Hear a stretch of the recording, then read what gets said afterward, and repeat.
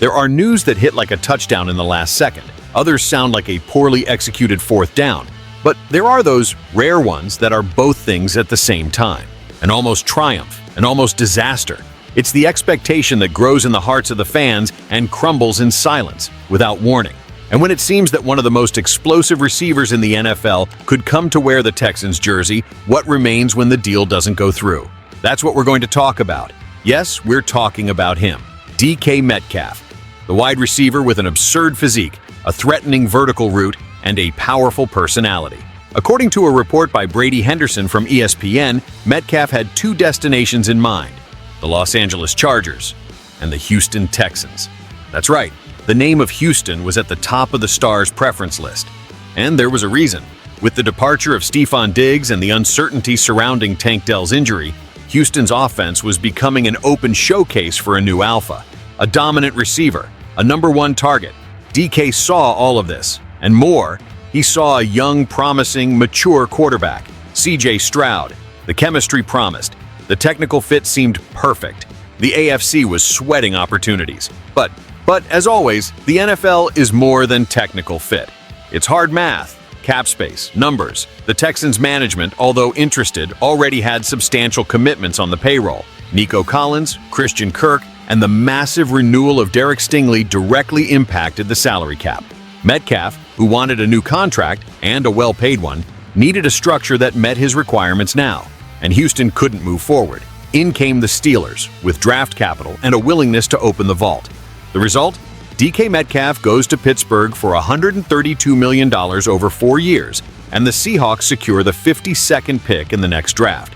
And Houston? Left with the almost. Today, the Texans find themselves in a curious moment. The foundation is set. Stroud has shown he can be a franchise player. The offensive line protects, the running game breathes, and the defense has pieces, even if it still needs consistency. But the passing attack is hurt, literally.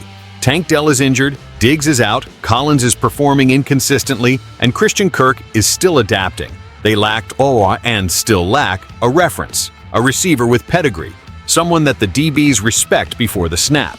And in this context, DK was the ideal name. Strong, fast, decisive, and now he's going to make noise in Pittsburgh, not in Houston.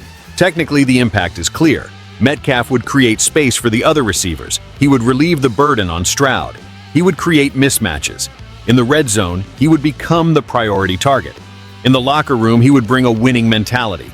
In marketing terms, he would add instant value to the Texans brand.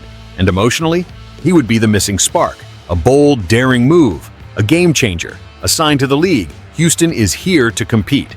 Without DK, the question remains, how far can this roster go with what it has today?